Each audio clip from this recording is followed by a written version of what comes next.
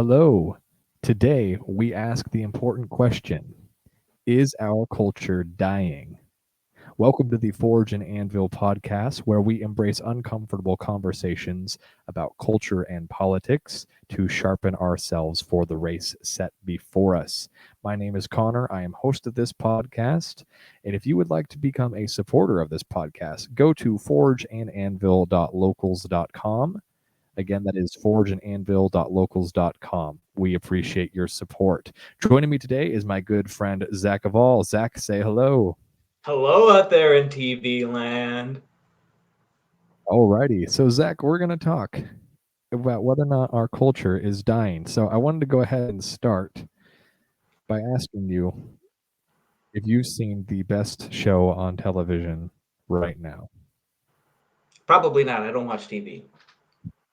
Do you know which show is the best show on television right now? Well, since I'm talking to you, I'm going to assume it's Rings of Power on the That is a Amazon. good guess, but no, it's actually She-Hulk. Oh, okay. You should have known that. Okay. Shame on me. I've heard differently. So, All right. So this is from Forbes Entertainment, or I should say it's Forbes.com, their entertainment section. So this is the writer talking about how She-Hulk is getting review bombed, which, just so you know, they essentially mean that is people just trying to hate on it just for the sake of hating on it. That's the accusation. So the author is saying, back when I wrote how this was happening to Miss Marvel, because he said Miss Marvel got it really bad apparently, but apparently She-Hulk's gotten it worse. okay. Here were the percent of reviews that were 1 star for all the other MCU shows. Loki. So this is the percentage that is 1 star. Okay. So Loki, 1.5% 1 stars. WandaVision, 2.2% 1 stars. Hawkeye, 1.5% 1 stars. Moon Knight, 4.8%. What If, 2.1%. Falcon and the Winter Soldier, 3%. Miss Marvel, 22.2%. And finally, She Hulk, 35.8%. So, Zach, why have you not watched She Hulk yet? Well, to be honest with you, I mean, he's priming me up for a rant. Oh, man, I'm gonna be Rant out of. away. No, it goes into just so much. I am at my wits end with this Disney stuff. Oh my goodness. So I mean, to the dude's point, it's definitely probably worth looking into. Just because that's a large gap, right? In between, like some of those, like I have seen some of the other shows on there. The only one I haven't seen is Miss Marvel. I'm getting there, but like the math checks out to me there. Like I definitely have a different opinion of all of those shows. Uh, going so I mean it. Yeah, I mean they were all popular for one reason or another, but She-Hulk for some reason it's generated a lot of memes. Is how I've noticed something's up with this show is because Reddit took notice. So yeah, I mean, I saw the twerking She-Hulk, and I was like, oh, every day we stray further from God. I was like, oh no, I stared at it for 4 minutes. I was like, oh no, I don't care what the context is for this. I know I'm not gonna like that episode. And even my little brother was telling me that there was like a line of dialogue that explains like why she can like still be regular, like not angry all the time, but can Hulk out and not destroy buildings. Whereas Hulk has a hard, Bruce Banner has a hard time dealing with it. And like I have to watch the episode, but based off my conversation with him, like I understand what they were trying to say, and it makes sense. But like the way they did it, if it's as badly written as my little brother claims it was, like it would have like taken like I forget what he called it. It's a specific type of dialogue that it's basically they write it just so people will share it on Twitter because like the line itself will fit suspiciously into enough characters for a tweet. Mhm. So is yeah, there's yeah. I'm Yeah. I don't know how good or bad the show is. Like for all I know, this could be they definitely released a bad one. You know what I mean? Well, I've watched some of it, so you don't have to. So you're Right? welcome. Okay. So the reason why she can control her temper better than Hulk is because she's been catcalled more than Bruce Banner. Okay. Yeah. So Basically. that was actually her rant, essentially, is that she can control her anger because she's used to controlling it because she gets catcalled. Now, some of you ladies watching this might think, well, that's justifiable. Catcalling is terrible. Yes, it is, but you have to understand that Bruce Banner's character, basically, it was his father, I believe, murdered his mom in front of him. Or it could have been the opposite, whereas the mom murdered the dad, but I'm pretty sure I have it right the first way around. And then, of course, he was a fugitive from the law for a long time, and all these like much more dramatic experiences. So if you're wondering why the fanboy base is bothered by that explanation, that's why. I mean, there is a major difference between some idiot being an idiot and catcalling a woman as opposed to, watching your parent be murdered in front of you as a small child. Not to mention that it's also a split personality thing, right? Like there's Banner, right? And then there's the Hulk, right? Right. It's a little bit more nuanced than that. I also have not read a single issue of She-Hulk, so I have zero like understanding of the character other than that She-Hulk exists. Right. And I can't say I read many comics with She-Hulk in it at all, aside from ones where she happened to be, in a kind of a crossover. But the real question to me, though, is: do you think that the MCU is dead or dying, or do you think it could be revitalized? What were you ever even a fan in the beginning? Yeah, I mean, I was kind of done after Endgame. And then the Spider-Man, the Far From Home, or whatever that kind of served as an epilogue to that whole phase. It seems like they don't really know what they're doing, like at this point. So it's not like dead so much as it's like they're struggling to find their footing, and so this whatever phase we're in right now has been kind of a disaster. But yeah, it's not really my main issue with like Marvel and Disney and stuff like that. I mean, we can get into that. It's just going to take some time, but Yeah. it just seems it's a mess, like creatively, and all the movies look the same. And so I watched Eternals like on Disney Plus. Immediately forgot it after I watched it, and I watched the movie that day. And somebody's like, "What'd you do this weekend?" Yeah, so I watched Oh Brother Where Art Thou, and then I think it was some Disney movie. I can't remember what it was. It was Eternals. you know, Yeah. so it's bizarre. And I think that the MCU is a good example for, what I wanted to discuss, which is whether or not you think our culture is dying. Now, because I keep hearing that a sign of a dying civilization is a dying culture. And so what's funny is I actually was a big MCU fan. I got pretty nerdy. I watched phase 1. I was pretty young when Iron Man first came out, so it was definitely like it was really cool to me. Yeah. But by the time Avengers came out, I was like late high school, and that was like I had watched all of phase 1 and enjoyed it, but once I saw the first Avengers movie, I was just blown. And so then I became really invested after that, and I went to every single premiere after Avengers. And I actually went to Endgame right after I graduated from college. So, there was a long part of my life from basically the entirety of my college and early career days, watching the whole thing kind of close up. And I loved almost every second of it. I have, small critiques that I could give along the way, but overall, they were entertaining movies. I know some people don't like them because they're pretty copy and paste, but I'm okay with that. I'm not a super picky guy, which is why I think it is surprising to me that I have not really been able to watch hardly any of the MCU since then. Like you, the last one I would say that I was invested in would have been Spider-Man Far From Home.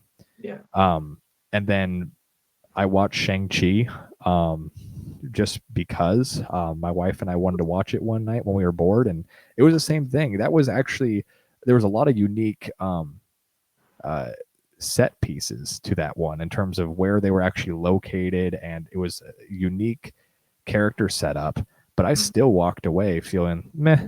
And that is one of the better rated ones out of the newer MCU shows. So I don't know, comment below if you guys hate me and think I'm all washed up, but what do you think about whether or not our culture is dying? Do you feel like we are in a decline? That's a tough one. I mean, there's the strong need for Jesus. That's always been there. Right. Um, but I think if anything, it's stagnating, Hmm. right? Whereas, especially like in the arts, I'm particularly fond of. But yeah, so I mean, I have one of the things I've been thinking about, like the more I think about it, like the more insane it drives me. And that's like there is just an absolute lack, or it seems like there's an absolute lack of like anything interesting happening in movies these days. Hmm. And then I realized like the more streaming services that I partake in, or the more I go out of my way to see different types of movies and things like that, the more I realize like, no, there are definitely fascinating movies that have a lot to say being made. It's just that who occupies the real estate, right? Who's playing Right. on in a little 8 screen theater, who's playing on 7 out of 8 of the screens, right? It's going to be whatever Gleppo's Return or whatever the new Avengers movie is going to be, you know? And people, yeah, so a little independent movie that maybe did well in the film festival circuit is going to get a day to itself on one screen, at like 4 o'clock on a Friday night, where like people are still working, like nobody's gonna be able to go and attend that movie, but they'll see a big studio picture like Top Gun Maverick, right? And it's like even Martin Scorsese had a hard time. He's had to do his movie through Apple because nobody would give him the time of day because he's not making a superhero. Mhm. Yeah. And the most discouraging thing because there's so much potential. It's never been easier to make a decent flick. Like you and I could make a movie like right now. We can do it for cheap. Like we could say we want to get 3 cameras because we want to shoot it fast. Like you can get decent film quality cameras for maybe $10,000, $15,000, right? Video editing software is free. I have DaVinci on my computer right now. That's what a lot of the studios use to edit pictures. And there's tons of actors in your community. We have the Civic Theater here, and I'm sure wherever you're at has a pool of actors that you can pull from. So then it's just a matter of writing and shooting the picture and then getting it released.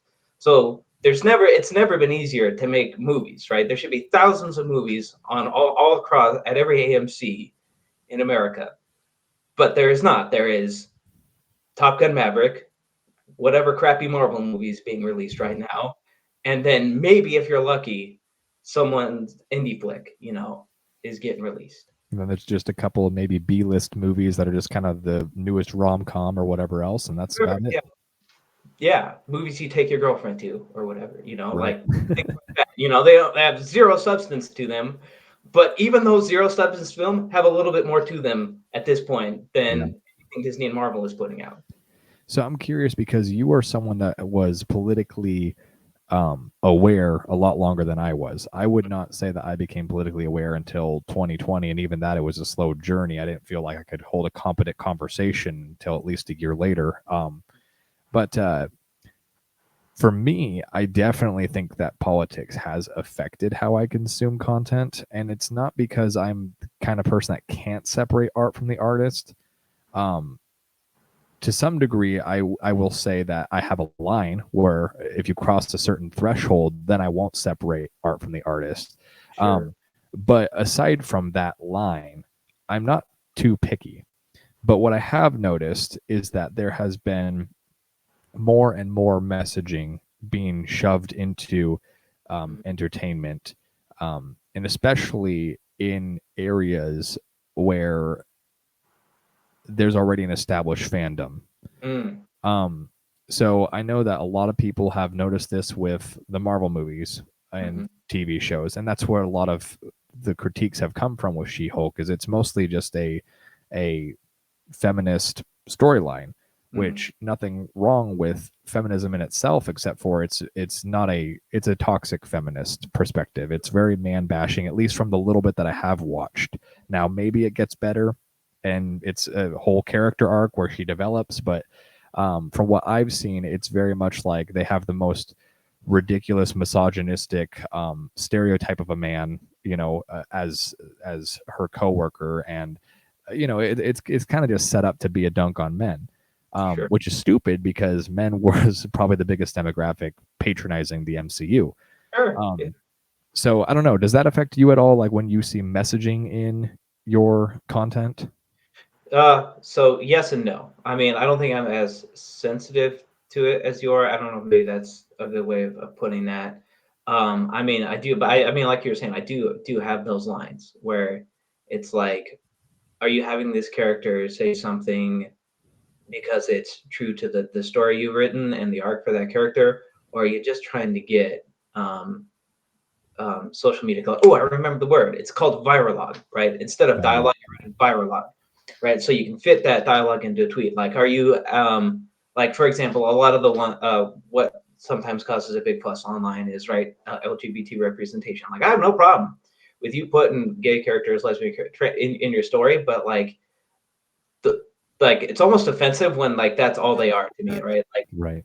to me, like I know several of these people. Like they're human beings. Like they have thoughts. Right. Like they have dreams. You know, they have goals. You know, they're not just like, hey, this is me, Derek, and I'm with my boyfriend Chad, and like that's all you get, right? You don't get any of the inner That's your workings of entire the shtick. relationship. Yeah, you just get like that's the gay couple, and they show up to be the gay couple in the scene. You know what I mean? Like there's no it's not that's all their character is. Like if it's like part of their character, or even if you want to tell like that story, like somebody coming to terms with, being gay or something like that, you can tell a powerful story doing that.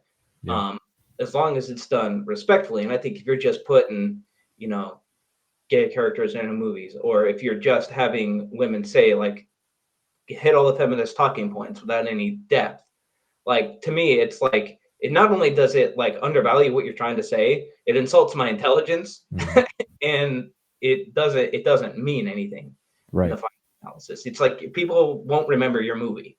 Right. Like remember they won't even remember the tweets. The tweets will be gone Right. the next day, you know. And I'm gonna give an example of where I think this is the issue that you are seeing, is that you have to write a good story, and Mhm, then if you are able to have your messaging be in there as well, good for you.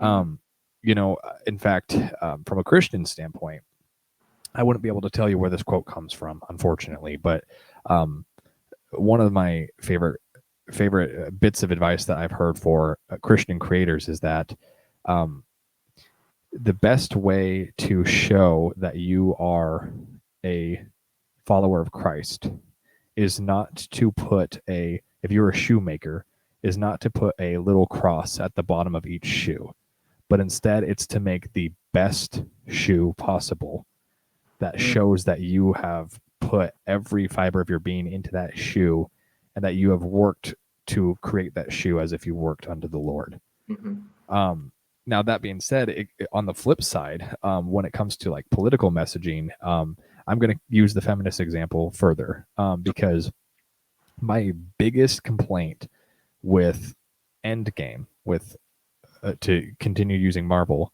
okay. was definitely Captain Marvel, because she was written in very poorly. It seemed as though she was written in just to have the most powerful character ever be a woman, which, if you guys are wondering, that's not my complaint. My complaint is that it was it was definitely done in a way that was only for uh, trying to score a win, because if you know anything about the comics, Captain Marvel is not anywhere close to being the most powerful Avenger. Mhm, So that's where it's annoying, as someone who followed the comics and watched this adaptation be very unfaithful, basically just so they can have this strong female lead. Now, on the flip side, I don't have an issue with the strong female lead. One of my favorite scenes in Avengers Infinity War, the one that came out before it, mhm, is the scene where Scarlet Witch is taken by surprise by one of the main nameless villains, um, mhm, and she is saved by Okoye and Black Widow. mhm, And that's when Black Widow says she's not alone. And mhm. these two non-super powered individuals, who are just really skilled fighters, are Yeah, fighting this super powered individual and holding their own because of their skill. And it yeah, was written into the plot in a way yeah. that made total sense. They were on the battlefield together. Absolutely. It all made sense. Whereas the scene where every single female superhero got together in Endgame was so unbelievable because they're in the middle of a battlefield and somehow every single female cast member was able to be in one shot, Yeah. but not any of the guys while they're on a chaotic battlefield. If they wanted to do that scene, they should have only had like 3 women. Sure. Just make it more believable. Because honestly, this is where my beef comes in. Is like it's just bad writing. Sure. But that being said, I guess my point is whenever the messaging goes before the art, you end up with just a preachy piece of art that is not very good. Whereas if you just prioritize having good art and you believe in something, such as in my scenario would be Christianity, it's going to come through in my art naturally as a byproduct of me being a Christian. Yeah. So now that being said, Zach, how do you feel about Star Wars? Oh, dude, man, Star Wars, that's our stuff, man. We didn't invent the Greek gods or the Roman gods. I don't know who invented those. Probably the Greeks or the Romans, but we got Star Wars, man. George Lucas was an American, right? That's our mythology, dude. Like, you know, like when you're in those cultures, man, you get to grow up with those. But like Star Wars is our myth, man. So like, and it borrows so much from everything. That's why it's such a cultural. It borrows from the samurai films and the Western and the Flash Gordon serials and stuff like that, and it it takes some of the best parts of everything that we like about film, TV shows, and storytelling, and puts them into one universe that's ever expanding, right? Like now it's easier it's more accessible, right? Because not everybody likes comic books or even reading, so like some of those expanded universe novels can be a bit of a trek to get through, but it's this overarching mythology. Like the mythology of the Force is fascinating, like especially if you're looking at it from a Christian lens, like we do. You know what I mean? And like or the hero's journey, like George Lucas ripped Luke Skywalker's story arc straight from the writings of George Campbell. And so like yeah, that's I mean, like Ray Bradbury and the Star Trek, that's cool, but that's really just a Western in space. For what it is, it's cool, but it doesn't have it doesn't pull from enough sources. It doesn't have the cool samurai stuff. It doesn't have the cool Western stuff, like, or So how do you feel about politics. the modern Star Wars? What about modern Star Wars? Yeah, I mean, I guess what you're leading to is the response to, let's say, the sequel trilogies. Yeah, I mean, they played it kind of safe with Episode 7 there. I mean, I'm not too bothered. Again, if you want an example of a strong female character, like, and you are an idiot and don't want to accept Princess Leia as that strong female lead, they gave you Rey, right? Right. Who had the potential. Okay, this is where the butt comes in. Stay with me, nerds. You don't stop. Okay, whatever you're typing, just erase it. Hear me out. She had the potential to be such an interesting character and like fit that mold of what I think everybody wants to see in a strong female lead, until they ruined it in Episode 9 with the Palpatine thing, and because like what they had set up with Rian Johnson. Yes, I see you typing right now, person on the internet. Yes, I like The Last Jedi. Stop. Leave Rian Johnson alone. He's got enough problems. What he set up with that is that you don't have to be a Skywalker to be a really cool, powerful Jedi. You come from nothing, and that's what makes the hero's journey work out. Is it's just a random person that responded to the call of adventure for whatever reason, right? For Luke, he didn't want to be a farmer. For Rey, she didn't want to be really stuck on Jakku, and at some point would have to accept that her parents are not coming back. And so it was set up by J.J. Abrams and Rian Johnson beautifully to tell that story, and then they ruined it. They ruined it. They had such an airtight, because it was different than what George Lucas did with the original trilogy, right? And then the prequels there, but it still fits within the universe and the storytelling that we've come down to know and love about Star Wars. Well, I did not like The Last Jedi. I but didn't either. Oh I no, I will liked Last say, Jedi. Rise of Skywalker is what I didn't like. okay, and see, I didn't like either, but I have different gripes about both of them. But what I find interesting is like the main thing that you did take away from Last Jedi that you liked. I appreciate that. Yeah. I just think the rest of the movie was trash. Maybe not every single part of it, but I would say the majority of it was. I felt like it was very slow pacing. They tried to introduce too many random side characters. It didn't work for me. Now, but Sure. where I think, go ahead, go ahead. I'm going to give you a Canto Bite. Okay. Every time it cut to that, I was like, not interested. Please skip to the Rey Luke Skywalker stuff. Right. Right.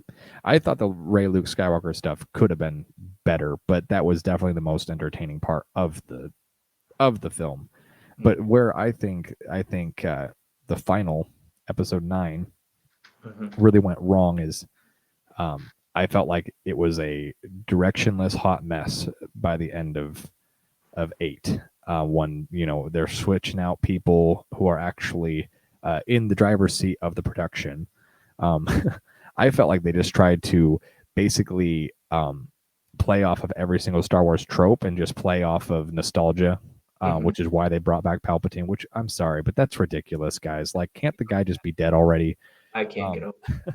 Like, I also think that they randomly the first movie made it seem like maybe like Finn and Rey were gonna have a thing, and then they slowly were just like, yeah, scrap that idea, and then it turned into like the lack of chemistry between Kylo Ren and Rey was really hard to watch. That they even had them basically insinuate that they were ever interested in each other by the end of that trilogy was just yeah. that was weird. Like them being connected by the Force in the second one, that's as far as it got for setting that up, and I couldn't do it.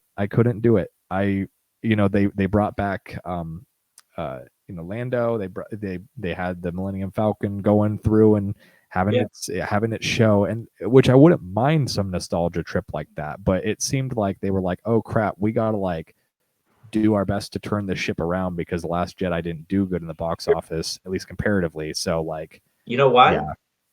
It's people are babies. Okay. There's this term that drug addicts have. It's called chasing the dragon. Okay.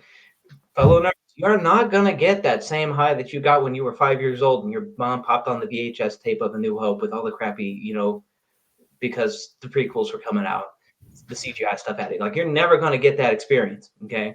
What you can choose to do is to pull up your pants. Okay.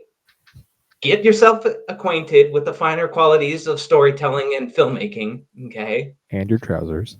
And and just understand that not everything is going to be take a cute, like, don't be those Marvel schlubs, okay, that are paying $15 to see the exact flipping movie. I'm out of control, man. I feel like I have this other thing I was going to talk about, but I've totally lost where I was going. But just like, all it takes is just a little bit of thought, a little bit of maturity, both emotional and intellectual, to kind of understand that, like, Rian Johnson never wanted to make a copy and paste Star Wars movie. Like, he was going to do his own thing with it. And that's why, like, that unfortunately that trilogy peaks there. And like, I agree with what you're saying there. Like, they were like, unfortunately, throughout all the whole trilogy suffers because of it. But like, by the time you got to 9, you're like, oh yeah, that's right. Like, they had, like, the reason why I think Last Jedi and Force Awakens work is because they were done back to back. Like, while JJ was shooting The Force Awakens, Rian Johnson was writing The Last Jedi. So they're able to, there was some creative back and forth there. And so that's one of the criticisms, is that it doesn't really follow. Like, Rian Johnson knew the whole time what was going to happen in The Force Awakens, like, because they spent forever writing The Force Awakens. And so he knew the entire time, what was, the decisions that the characters were going to make in that movie and how the torch was going to be passed. What really kind of sucked and like about it is like the torch didn't get passed very smoothly, right? If you're going to get, introduce us to the legacy characters, kind of like they did in Force Awakens with Han Solo and stuff like that, and and Princess Leia, and then teasing Luke Skywalker and stuff like that, and then gradually phase them out, either because actors die or they decide to kill off characters and things like that. Like, yet the torch has to be passed smoothly, and that's where I think if they had all sat down, or had the same person write all three movies and then done different directors and stuff like that, or had each director write with that writer, right? If they just had left Lawrence Kasdan, who directed Empire Strikes Back, which is the best Star Wars movie, right? If he had written it wrote Force Awakens with JJ, but if he had written part of, with Ryan Johnson and then went back with JJ and helped him write 9, I think it would have been a little bit better off. There still probably would have been problems, but because no movies without them. But I think, just having at least one consistent voice throughout all three films would have helped. And then also not being afraid to tell fans that they're wrong or that they're stupid. I'd be really interested to hear Michael's take if he were here. He's going to be so upset that we did a episode that discussed Star Wars without him, so we'll have to do another one. But one of my friends, one of my wise friends, who I will remain nameless, in case he doesn't want me to share his name, but he described Star Wars to me as someone who is in an abusive relationship that knows that they're going to get hit again, but they just keep coming back. Which leads me to the point to say that Star Wars is not nearly as good as Lord of the Rings. Don't you ever get tired of being wrong all the time? Like, did you not pay attention to how it's beautifully described in a non-autistic way? That's our myth, dude. That's our mythology. Yes, and I agree that although Tolkien was not an American, what? I think that Lord of the Rings is a masterpiece. Now, I'm going to give it to you. I have not watched a single Rings of Power. I watched some scenes and some commentary on it because I don't want to. It does not fascinate me at all. That's just the blunt end of it. Sure. But the Hobbit trilogy was a good movie surrounded by a bunch of scenes from a bad movie. The Hobbit was like they had gold and they could have nailed it, and they unfortunately really fumbled. I still watch the Hobbit trilogy, extended version even, because I think it's worth watching, and I watch it probably once a year. But there's definitely a lot of things that I have issues with it, and maybe if there's enough demand for it, I'll go through and do a whole deep dive analysis on why I don't like the Hobbit. Or at least why the Hobbit isn't as good as it should have been. I would give it a 7 out of 10 because there's still enough good there that it's worth watching to me. But that's where it ends, is I can watch it once a year because I'm just a giant Tolkien nerd. Sure. But there's so many other things that the whole time my wife had to tell me to shut up the last time I watched it. She's like, you always are nitpicking this the whole time. So, but the Peter Jackson original trilogy, was fantastic. Yeah. And even more than that, the reason why I think that Tolkien, Lord of the Rings as a whole, is a incredible piece of art. And the reason why I say that it's better than Star Wars, you're free to debate me. I was hoping to have this debate, is the fact that Tolkien wrote The Lord of the Rings as one complete work, and he finished it. And when Peter Jackson tried very hard to be faithful to that, he created an amazing film trilogy. Where it has suffered in terms of the fandom and the franchise, which is not what I'm referring to. I'm referring to the works of Tolkien and why I think Lord of the Rings and the original trilogy was better than Star Wars. Where the fandom suffers is every time they deviate from the source material, they just absolutely fumble. But my biggest beef with Star Wars, and maybe you have some great insight that'll change my mind, but it's the fact that Star Wars has to go back and retcon everything. They have to, it's like they have a plot hole in their movie, so then someone has to write a book that only the dedicated Star Wars fans will read, that goes through mental gymnastics to explain the plot holes. Yeah, And that's one of the biggest beefs that I have is there's no continuity and there's well, nothing is like set in stone, continuity. whereas Tolkien finished the art, he finished the story, and we now have his works as the rubric for Lord of the Rings. So Sure. Sure. I mean, there is continuity. I agree with you. Like they don't need to retcon everything. It's unnecessary. I mean, like if you want to like as a little like tongue in cheek every now and again, sure. But there's things that like like people sometimes love movies still despite the obvious flaws. Like a good very example true. is I love Indiana Jones. I love Raiders of the Lost Ark. But the Nazis are still going to open the Ark of the Covenant and get all melted at the end of the movie, right? And you also don't have to put Marion's life in danger. Like they probably would have just taken the talisman thing and left her alone. Oh, I just realized that I'm an idiot, and I said George Campbell. It's actually Joseph Campbell. All the Joseph Campbell nerds, all two of them out there who are still living in their mom's basement and have gingivitis and have never kissed a girl or anything like that. You know why I can't remember these things? It's because girls pay attention to me. Okay. God. Yeah, I'm out of control. Okay. Yeah, no, they don't need to wreck on everything. Yeah, I'll give you that. That is like most charitably mildly annoying, like to its extreme. Like it makes me clench my fist. While I'm reading the comic book or I'm watching that movie. Yeah. So you admit that Lord of the Rings is better. No, just in that you had a good point there. Yeah. All right. So why is Star Wars better? Oh man, I'm gonna have to go through that rant again. All right. So listen, we didn't invent the Greek gods or the Roman gods or the North gods. We did. We got Star Wars. We got the mythology. We'll just put the timestamp down below to save people, to save you the time. Our listeners can just Listen, start I'm gonna over. break it down Barney style. Okay, like. Well, either way, let's go back to our larger point. Do you feel like we are dying as a culture? And if so, how do we revive it? Or do you think that we are just about to go on the up and up? Yeah, I mean, like I said, I think we're stagnating. I mean, culture is always it's part of that.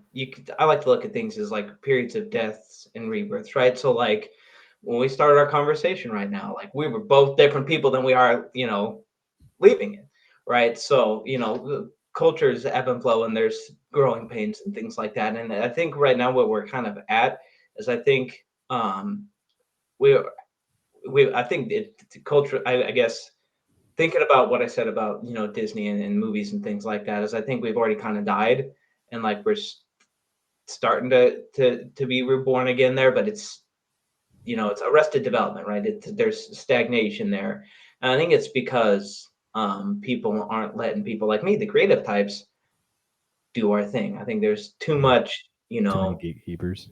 yeah, too many gatekeepers, and like people aren't going and seeing movies like I mean, I'm a big fan of horror movies, so I'll use the example, the movie X or its prequel Pearl, or any of the other movies that Ty West has done, or even Malignant from earlier this year. Those pictures, people aren't going to see those because it's not, a franchise, right? There's no big studio backing it. It's not, you know, or even just within horror, it's not a Freddy or a Jason movie, right? These are their original, stories being told. There's original music being produced. I, as an experiment to keep, you can't. I mean, this kind of goes into my philosophy of songwriting. Like, you can't be a good artist in the songwriting context unless you've established a relationship with the music of your time, and it's very difficult to do because, like, on the worst days when I go and listen to the top 10 songs on Spotify, I've listened to the same song 10 times in a row, right? It's because things are just manufactured. And people aren't being allowed to express themselves or be true to themselves, and it's difficult and it requires vulnerability there. It also requires a crap ton of risk, and Yeah.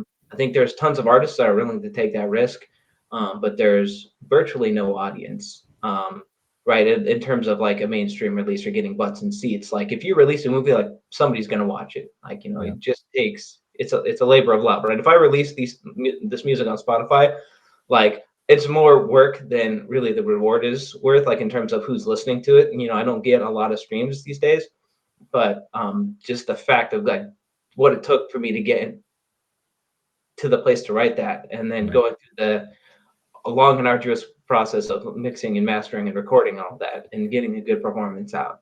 And a The true artist is never going to be satisfied not creating, even if it's only for 3 people to listen to. Yeah, I mean, but I've just trained myself to find the fulfillment in the actual creation of it, not the. I oftentimes get uninterested in my own material after it's released, like Yeah. Um, Have you watched some of the things that are being put out by VidAngel, like The Chosen? I have not.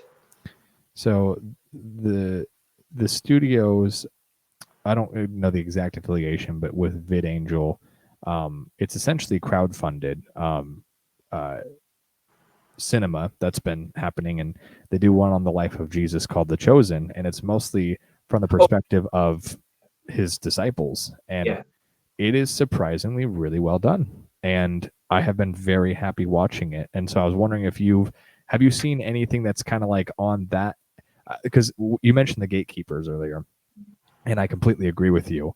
So I've noticed though that there are some people that are trying to challenge that either in a roundabout way through like crowdfunding, or there are even sites like the Daily Wire, love them or hate them. sure, That's up to you to decide, but they are also trying their best to break into sure, movies. Do you feel like you see anything that's like promising on that end that might be coming down the pipe? sure. Use your inspirational message. Okay, if you are a creative type out there, like that's who you are. Okay, whatever you think you like. I hate the term. Oh, I'm an aspiring singer songwriter, or I'm an aspiring director. Like, no, like you're a songwriter. Like that's what you do. When you wake up in the morning, you need to like. I plan my day around guitar and songwriting and music. Like I do have a day job, so I have to work for 8 hours, right? But you plan your day around it. You that's how you refine your craft. Okay, so like remove the word aspiring from whatever title it is, whether you're a musician like me, a director, underwater basket weaving, whatever. Like you're that, okay? So you pursue that your art relentlessly, okay?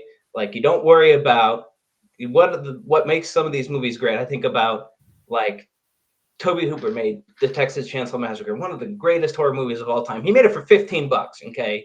And it shows, but we all remember the Texas Chainsaw Massacre. We don't remember Joe Blow big studio horror picture that came out from 2 years ago, right? Nobody remembers what movie won the Oscar 2 years ago, but they might remember a really inspirational independent flick. I think about Kevin Smith in Clerks. So he's just done a third Clerks movie, right? And again, financed it largely himself, worked an arrangement out with the studio to, tour the film and make money back that way. There's all sorts of things you can do. You just have to do it. So my advice is keep rolling, right? Release your music, however good, bad, whatever, if you don't have thousands of dollars like Warner Brothers Records does to hire super hot engineers to come in and make your music sound good, but you do have yourself and a dream. And just make your art, right? Write your film, write your music, and then send me a link because I can't wait to watch your movie and I can't wait to hear your song. There you go. Yeah, and the last thing that I would say too is just don't be so focused on making a living off of your passion that you shoot yourself in the foot. Go out there, and if you're concerned that what you do for work defines you, then that's going to be really hard as an artist, because sometimes you might need to learn a trade or learn some type of skill so that you can make a good income, so that you can not only live and survive, but also maybe put a little bit into your art. And I guess what I'm saying is don't chase a paycheck. That sounds like the obvious advice to give an artist, but I mean that in the sense of don't neglect still providing for yourself, providing for your family, and also getting ahead financially, even if that means you have to work a job that isn't your dream job, so that you can still have the funding and the time and the availability to do your passion. Even if your passion never becomes your stream of income, I do think that as Christians, we need to get back out there. We need to create culture, and we need to create, like I said earlier, the best shoe on the marketplace, Mhm. so that when people are looking at how amazing this shoe is, you can point back and give glory to God and say, I work all things as if I'm working unto the Lord. And I think that just like the beautiful chapels that you see, and the beautiful architecture that you see in the ancient world that was inspired by divine inspiration, we have the spirit of the creator inside of us, and we can create beautiful things as long as we are actually doing it for his glory, and we are doing it with all of our being while also being wise about how we do it. So that's what the message I'm going to leave with. We went a little bit over, but that's okay, guys. We just gave you a couple minutes free, so you're welcome. On the house. All right, Zach, how can people find you? You can find me at that link there. Well, it's not a link, but that's the Zach Hall Music. You just type that with your little fingers, you'll find me on the interhighways. Got music all over the place. 4 albums on Spotify. 5th one, we don't talk about that my first album, but there are 4 on the Connor's heard that first album. We don't talk about that. There are 4 on the inner Googles, and then. Actually, excuse me. There's 3 with a 4th one on its way here, October the 14th. The Way We Were, super introspective album. Can't wait for you all to hear it.